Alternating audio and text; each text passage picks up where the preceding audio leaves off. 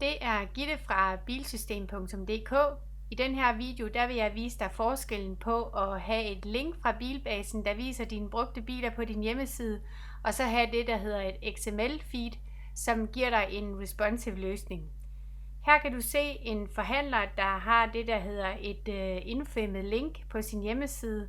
Her er det muligt at se de brugte biler på PC, og det er også nogenlunde muligt at gå ind og kigge på den enkelte bil.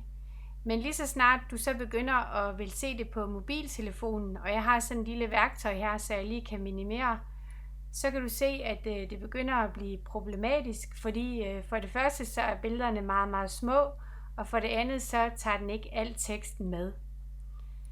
Derfor så har vi valgt at få lavet en responsive løsning via et XML-feed, som du kan abonnere på hos Bilbasen. Her kan du se, at bilerne de står rigtig flot og overskueligt, og når du går ind og klikker på den enkelte bil, så viser den også igen tingene meget fint, og det samme sker, når du bruger din iPhone.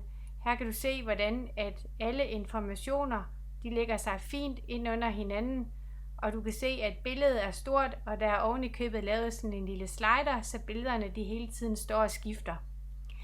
Hvis du har lyst til at høre mere om den her responsive løsning, så kontakt bilsystem.dk.